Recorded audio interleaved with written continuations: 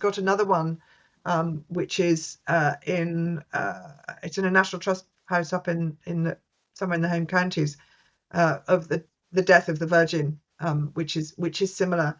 And I made the connection. I haven't read this anywhere, but I made the connection because there were in the kind of Protestantism that gets very worried about images as being religious images as being possibly idolatrous.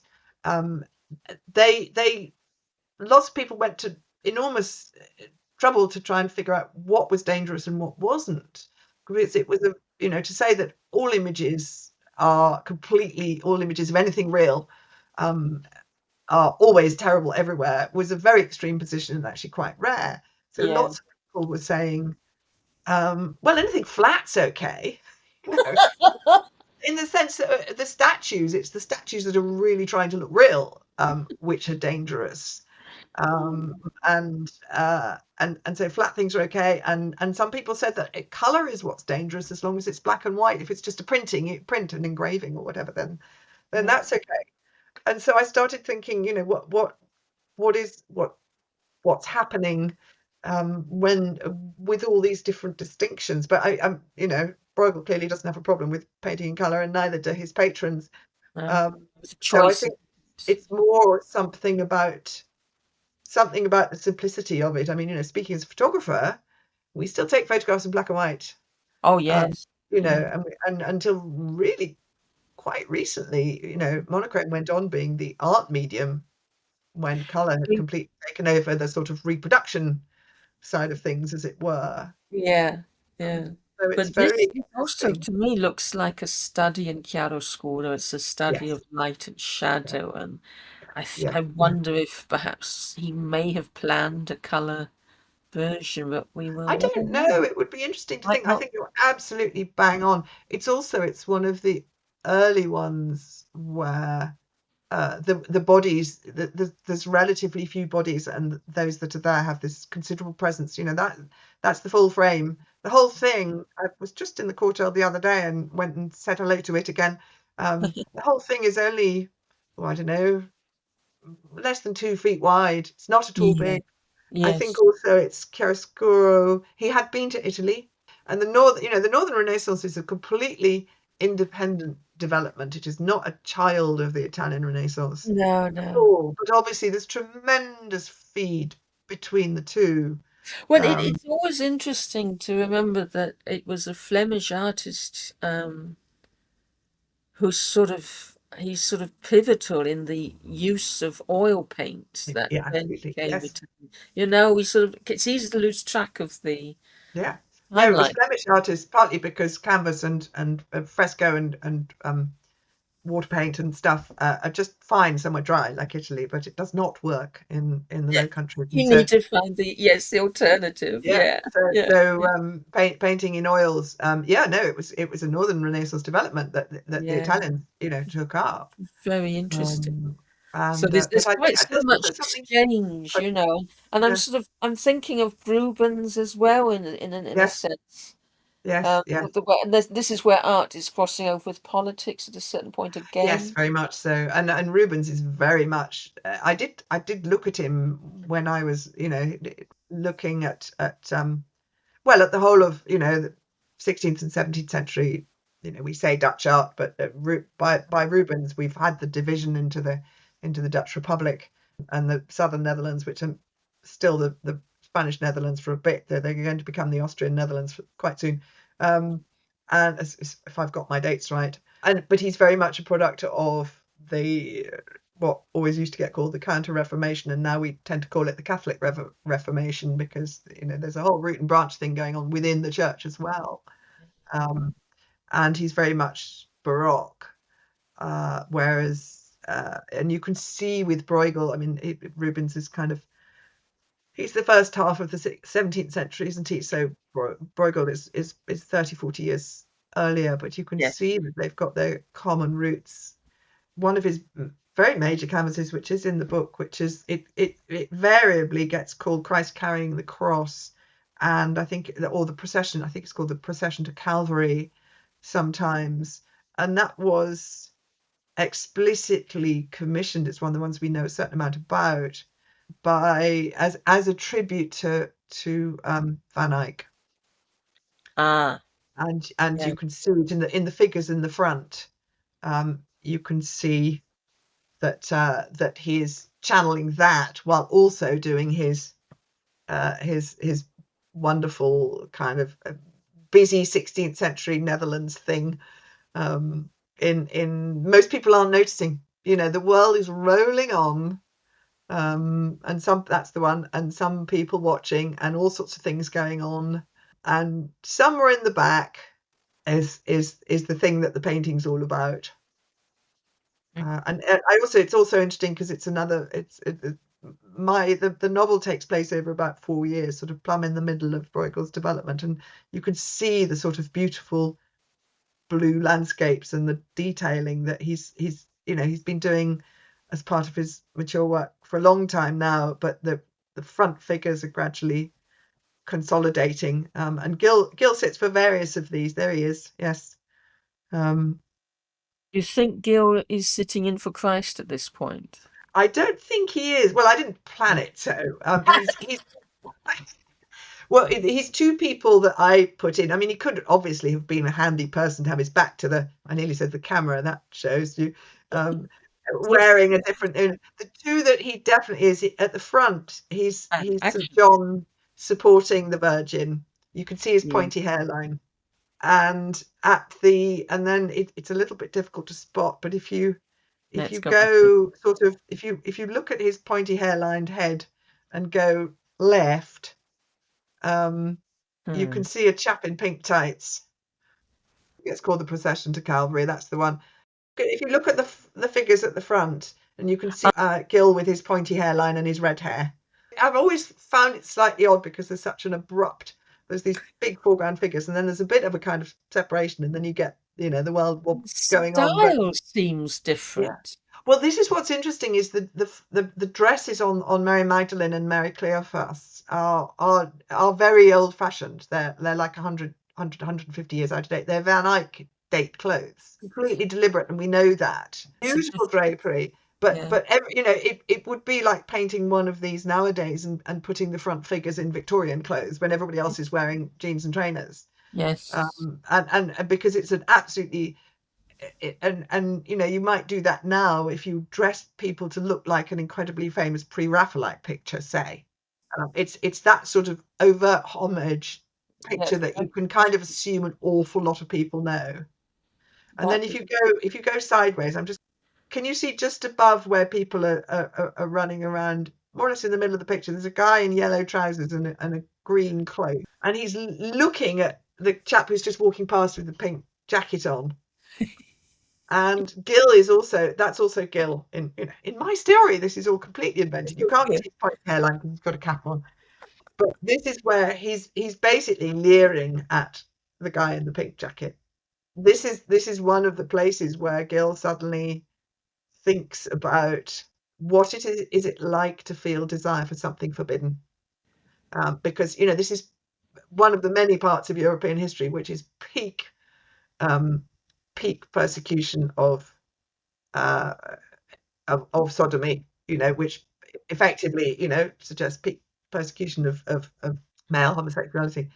And Gil's brother is gay, or I use that term loosely because obviously it's very, very difficult to fit our modern Yeah. sexuality onto the past. And so it's one of the moments, and it does seem to me that there's some kind of connection between feeling desire for something you're not supposed to have and wanting to destroy the thing that makes you feel like that. Again, back to the painting bashing. Exactly. Back to the painting, and it's modeling for this when Bruegel's saying, okay, so somebody rather dishy just walked past you and you swing around to watch him. Mm. Because what Gill in a way is an actor. So he puts that thought in his head and he does the move, and then he's got it, and then Bruegel says, yep, and gets Stop there. painting. Yeah. And so Gills just stands there in the pose. He's just very good at standing still. That's what Yeah. first Bruegel to using him. And he starts thinking, yeah, what would it be like? Because he doesn't suffer that problem. He's heterosexual and have hang-ups about, he knows that if he wants to be a priest, he's not allowed to go to bed with women. Well, then he thinks, okay, yeah, I understand that. When he Yeah. falls in love, of course, it all gets rather more difficult. But he's unfazed by the desires of the flesh. He just, knows that some people can have them and some people have, choose to not. But the idea that you might have them for something which you're actively told is wrong and sinful and bad and all the rest of it. So there's a connection between that, and I see a connection between that and people smashing powerful images. Yes, absolutely. Yeah. And Um, there's this, I'm just looking at it now, there's this triangular structure. You've got the guy in a little bit in the foreground with a mm, great sack over one shoulder in the act of running, should we say, sort of hopping from one leg yeah, to another. yeah, yeah, yeah, He seems to be looking up towards a Gill for yeah, Wonder yeah, Woman.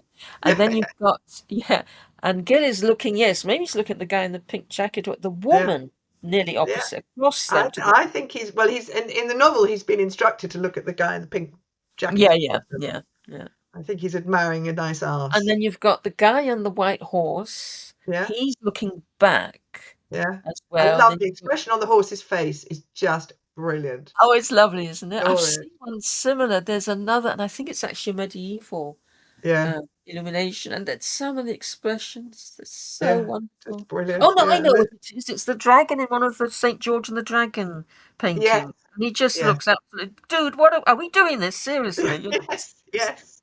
Oh, Yeah. perfect. But there's this interesting triangular formation Yes, going on. yes.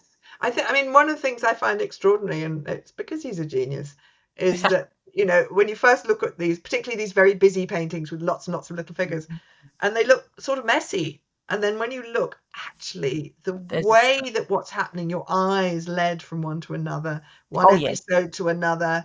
yep. The guy with the yellow trousers, I think, is looking at the guy with the pink jacket with the nice bum, but they're also looking at a woman, or I think it's a man and a woman. The man looks like he's being arrested by the guy with stripy legs. And then there's a whole bunch of villagers Oh looking at them. yes, And he's then got your a eye goes eye. up to the bridge where the soldiers are. The soldiers in red are soldiers of the government forces. So Yeah. they're there again, and which there would be, the security picking up It's pickpockets if nothing else, and making sure there isn't a riot. so we've got Bruegel referencing Van Eyck in the Yeah, foreground. He's yeah, placed the Virgin right at the foreground. yeah. Then we have all of this set in contemporary. Yes, yeah. What is being crucified here?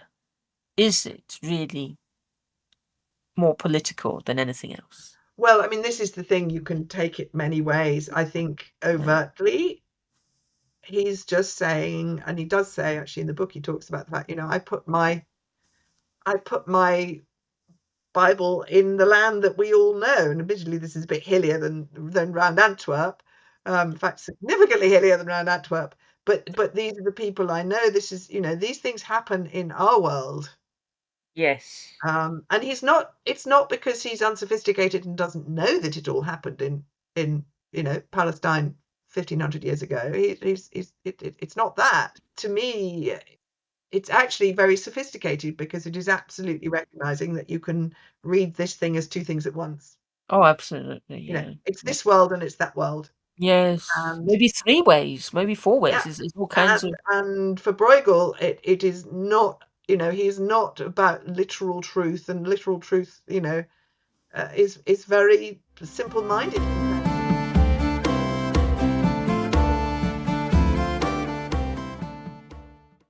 Antwerp was waking up. No longer a forest of rat-filled alleys, vast glimmering windows, bramble-tangled yards, and canals that yawned hard as jet at your feet. They passed servants emptying the night soil and sleepily sweeping front steps, shop counters being stacked with pots and books and lacings and cuts of meat, a mass goer or two, and clusters of children idling and scrapping their way towards school. In a street tucked behind a tall church, Bruegel led the way to a narrow house and opened the door. "Gertrude, we've a guest for breakfast." Past the foot of a staircase, in a back room, a woman was beating dough in a bowl. "He's hungry," said Bruegel. Gil pulled off his cap and made his bow. "Gracious Mary," she said, flinging a cloth over her bowl and wiping her hands on her apron. "You look as if you'd lost an Antwerp pound and found a Brabant groat. Come on, then, unless you want to wash first. And you'll be hungry too, Pete, I'll be bound." "The pump's outside," said Mynheer Bruegel, nodding at the back door as Mevrouw Bruegel threw Gil a towel. "Soap in the box on the wall." Gil had his head under the gush of water when Bruegel appeared at his elbow with a cloth and a big brown bottle. "Lavender oil. Best thing for tar. But use the soap afterwards if you want your breakfast to taste of breakfast." You threw away the tar pot," said Bruegel, "and the prints. Very wise. Let's leave it at that." He went back inside while Gil set about scrubbing every inch of himself blissfully clean. In the back room there were already half a dozen thick slices of sausage on the dish set for him, also radishes, a great chunk of sheep's cheese, and a roll of new-made bread bigger than his 2 fists together. "Piet, save the grace." Mevrouw Bruegel put a dish of peaches and early apples on the table. "No one ever goes hungry in this house." I'm fascinated by this guy in the very foreground now with the Mm, this great big bag on his back. It's got, I think, a yes, wooden lid. There's a lovely big wooden spoon stuck down yes, one. There's beads. There's yes. is he a pilgrim? Well, He's a I'm wondering if he is or if he's a pilgrim. peddler and he's selling food or something. I Oh, can't really could it tell. be? And what is that on the back? It's a sort of, is it a kite? It looks Are a bit those like it, kites? doesn't it? Yes. Oh. It might be a kite. It might be a skin. Oh, Uh, and maybe it's a skin, it's yes. a skin Parchment. that's being tanned. I mean, Yes. it's the sort of thing I'm sure some scholar somewhere has got stuck into that We'll and have to look found one up. other versions of other figures who have something like that, and they say, oh yes, it was well known in in the Low Countries that peddlers of a certain thing, that's how Yeah. they were. Yeah. But I don't know. But the It's more you this, look, the more fun it is. I think as a child, that sort of thing was absolutely what I loved, was peering into these pictures of lots of yes, figures and yes. seeing all of this. People jumping in the mud and people causing hairs, and really quite little that's going on is to do just somewhere in the middle of it all. Christ has fallen for the whichever time it is. Um, Yeah. just part of life rolling on. I mean, I don't know if you know Auden's poem Musée des Beaux-Arts, which is about, let me find it. One of the pictures it talks about is about what he thinks is, he calls a Bruegel an elder Bruegel. We think it probably is actually a copy. It's Landscape with the Fall of Icarus, which is also in Brussels actually. So I did know it as a child. The current state of scholarship, most scholars now think that it isn't, the one we've got is not a elder Bruegel, though I see that Wikipedia says it is. I think the general feeling now is that it's a copy by one of his sons, because they did that a lot. There are lots of Oh, versions by his sons of many of his paintings. There's no photocopying after all, and no giclée printing. So if no, you exactly. like a picture, someone has to paint another one of it. And also Bruegel was he was very famous, and there was a good market in studio. Or someone comes along and says, I saw so and so in the Duke's Palace, and I want to copy myself, I'd like to and we'll do it. And of think. course, there's a huge market for engravings, because oil paintings, they're cheap compared to tapestries, but they're very expensive compared to what most of us could afford to have on our walls. Big market is printing. And Antwerp printers are the best and the most prolific in the world. Antwerp's responsible for something like 50% of the entire printed production of Europe. And that's not only books, that's also images and that sort of thing. So and this painting is, what I've decided is that in the novel there's a point when Bruegel is drawing. He's not actually painting this picture or the original picture of which is lost, but this is the one that is in Brussels now is a copy. Oh, Um, but Auden does. It's a fantastic poem, and he says about suffering they were never wrong, the old masters. But yeah. I think this is by one of his sons. This is a copy, but he says Mm. about suffering they were never wrong, the old masters. This is Auden. How well they understood its human position, how it takes place while someone else is eating or opening a window or just walking dully along. And so I did put in a little bit where Bruegel does, there is an engraving of Icarus where Icarus is quite present, and I find him, so I made him be drawing that and thinking, yeah, but actually nobody'd noticed, would they? And if anyone gets that nod to Auden, then I'll be delighted, but I don't know if anyone will. They will, actually. This is a very famous picture, and it's one of Auden's It great is, yeah. poems. It's kind of very typical of Bruegel the Elder that he would have Icarus already struggling in the sea rather than... Yes, I mean that's one of the things that makes me think, even if this one is, the hand that painted it was one of his sons long after he was dead.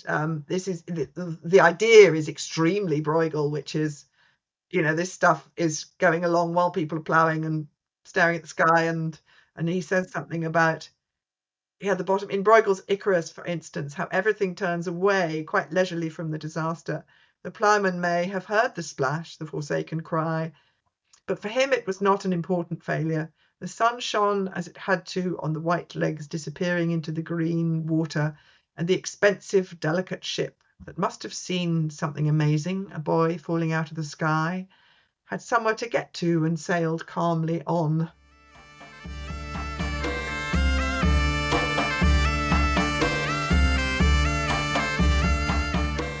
Bruegel blinked, tossed off the last of his ale, then poured them both some more. I think you would make a good St. Michael. New to the job, uncertain, young, and suddenly you're in the greatest battle of all. Valiant and frightened. He named the painting The Fall of the Rebel Angels.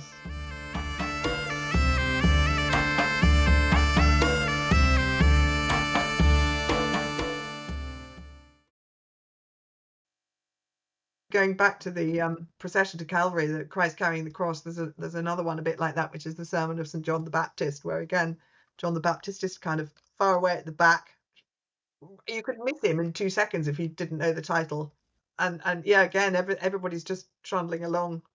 This is quite late, and there he is right at the back. I mean, the painting points to him more because it's more It cramped does, and yes. crowded. This one, it's fuller of people. It is Yeah. later. It's a couple of years later, I think, as far as we Oh, know.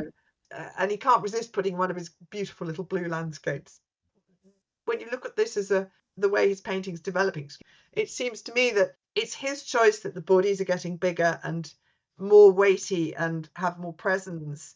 Yeah. And he's been doing those little beautiful little landscapes since the first paintings we have by him. Yes. So my theory, which is based on absolutely nothing at all except me deciding to think so, it seems to me that that's the sort of thing that keeps people enjoying his work. That's the thing that people like. So he's offering it to people who that's what they like of his work. But he's jolly well going on with where his painting is going for him. Well, like With these, many artists, he is a storyteller. yes, absolutely. One of the things that's interesting is that this is exactly the period in the Netherlands where outdoor preaching is becoming incredibly common and incredibly destabilizing. Ah, so that's his selling point then. He could Well, it's maybe, either his selling point or the thing that or puts him in danger. somebody commissioned him maybe. Yeah, unless somebody thinks that this is a Protestant picture. Oh yes, yeah, yeah. So again, he's walking this line because you can't argue with St. John the Baptist as a religious subject. There's nothing wrong with showing that.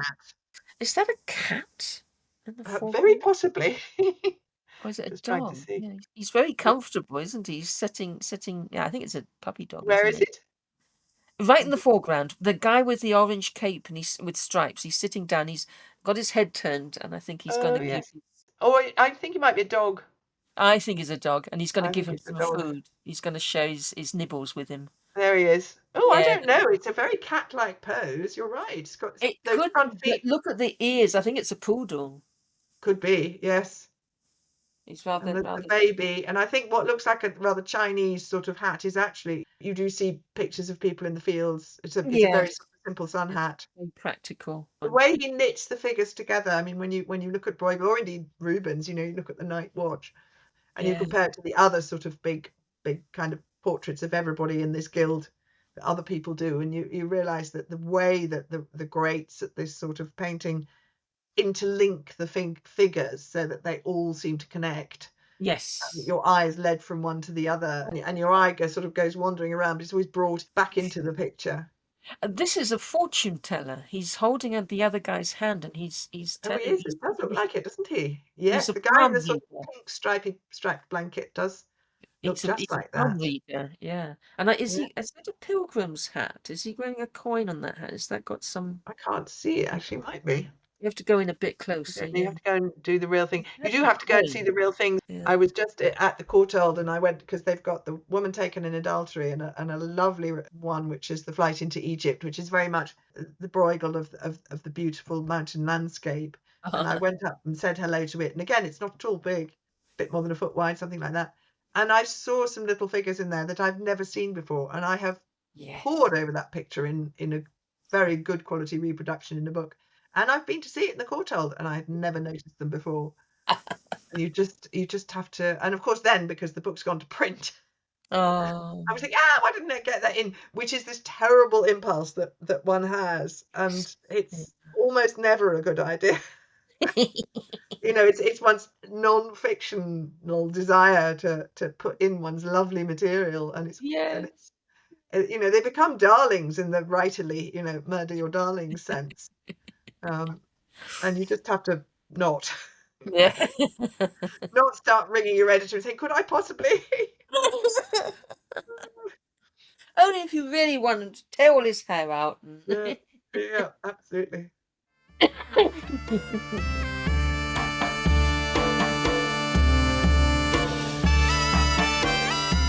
The abbey possessed a statue of Archangel Michael, life-sized, in the act of casting Lucifer from heaven. It stood at one of the great pillars of the crossing, on the Decani side. Perhaps you have observed the plinth? The abbey is dedicated to St. Bartholomeus, of course, but St. Michael's intercession has always been much sought after. These valleys have required defending since the days of Charlemagne, said the abbot. So many of the great roads of Christendom meet here, and we have need of all the divine aid we can ask for, through St. Michael's intercession, to cast out evildoers, heretics, rebels, those who would defile or destroy. And when the abbey was cleared, the statue vanished, said the prior. No one knew how. No one knows, or will admit to knowing, said Gill. Precisely. They need him.